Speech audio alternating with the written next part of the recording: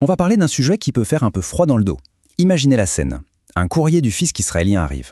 Mais attention, ce n'est pas une simple demande. C'est un document qu'on surnomme sa nouvelle arme secrète, le formulaire 5329.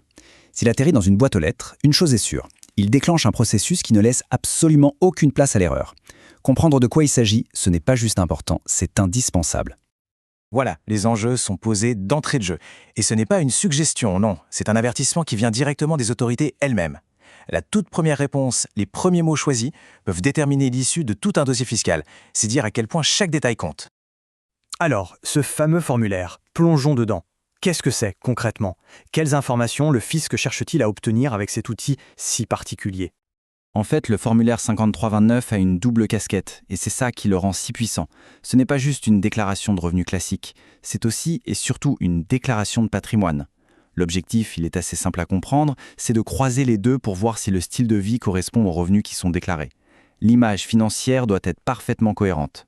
Et ce point est vraiment fondamental. On ne parle pas ici d'un simple questionnaire de routine. Non, c'est l'outil d'investigation numéro 1, la toute première pièce du puzzle que le fisc assemble pour avoir une vue d'ensemble de la situation financière d'une personne.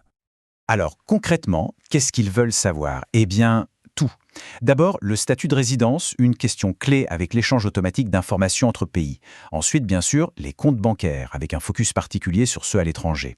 Puis les biens immobiliers pour débusquer d'éventuels revenus locatifs qui n'auraient pas été déclarés. Même les véhicules, surtout les modèles de luxe, sont scrutés.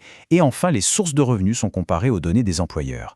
Bref, c'est un véritable scan à 360 degrés de la vie financière. La question qu'on peut légitimement se poser, c'est pourquoi certaines personnes reçoivent ce formulaire et pas d'autres? Qu'est-ce qui allume le voyant rouge chez le fisc?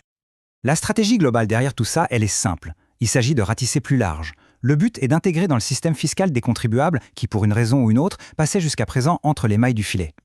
Et voilà un chiffre qu'il ne faut jamais oublier. 30. 30 jours. Dès la réception du formulaire, un compte à rebours est lancé. Le délai est strict pour le remplir et le retourner. L'urgence est donc bien réelle. Voyons maintenant d'un peu plus près qui sont les profils les plus susceptibles de recevoir cette fameuse demande. Une analyse des cas récents permet de dessiner, on va dire, deux portraits robots assez clairs. Le premier profil type, c'est celui qu'on pourrait appeler le résident global. Des personnes qui voyagent beaucoup, qui n'ont pas de dossier fiscal actif en Israël, mais qui possèdent des actifs. C'est souvent le cas des nouveaux immigrants ou des résidents de retour. Le second profil, c'est le propriétaire immobilier. Le fisc voit plusieurs biens immobiliers, les données suggèrent des loyers perçus, mais bizarrement, aucun revenu locatif n'est déclaré. Dans les deux cas, pour le fisc, c'est un signal d'alarme. Et c'est là que ça se complique, tout particulièrement pour les nouveaux immigrants. Il existe une loi qui les exempte de déclarer leurs revenus de l'étranger. La réponse au formulaire doit donc être, disons, chirurgicale pour ne pas compromettre ce droit. Une analyse fine du statut de résidence est absolument essentielle avant d'envoyer quoi que ce soit. Bon, passons maintenant à la section à ne surtout pas faire. Une mauvaise gestion de ce formulaire, ça peut vite ouvrir la porte à de très sérieuses complications. Le risque, il va bien au-delà d'une simple amende. C'est le risque de s'embarquer dans un processus long, pénible, presque sans fin avec l'administration fiscale. Une réponse maladroite transforme une simple demande d'information en une enquête approfondie avec des conséquences qui peuvent être très lourdes. Quels sont donc ces pièges à éviter à tout prix? Le premier, c'est de répondre dans la précipitation, sans aucune stratégie. Pire encore, évidemment, mentir ou oublier des informations. Un autre point qui est crucial, tenter une divulgation volontaire une fois le formulaire reçu, c'est souvent une très mauvaise idée qui peut même se retourner contre la personne concernée. Et bien sûr, l'erreur fatale, ce serait de rater la date limite des 30 jours. Bon, assez parlé des risques, voyons maintenant comment reprendre le contrôle de la situation. Parce qu'il existe une méthode, une marche à suivre claire pour traverser ce processus sans encombre. La clé, c'est d'être méthodique.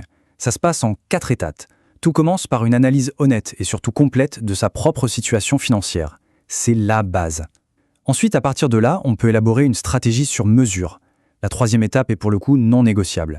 Obtenir l'avis d'un professionnel. C'est ce qui va faire toute la différence.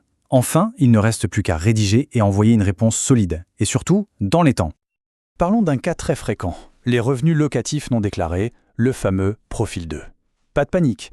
Pour cette situation précise, l'administration fiscale a prévu une porte de sortie. Une solution très spécifique. Et cette solution, elle est même très avantageuse. Il est possible de régulariser la situation en bénéficiant d'un taux d'imposition plafonné à 10% sur les revenus passés qui n'avaient pas été déclarés. C'est une porte de sortie claire et franchement efficace. L'avantage, il est double.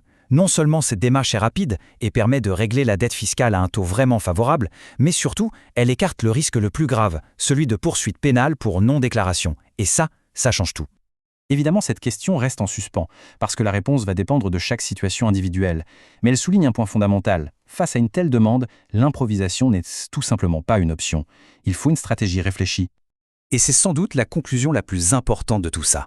Que la situation paraisse simple ou au contraire très complexe, l'erreur la plus coûteuse serait de vouloir la gérer seule. Face au fisc, l'accompagnement d'un professionnel n'est pas un luxe, non, c'est une nécessité absolue pour protéger ses intérêts et naviguer dans cette situation en toute sécurité.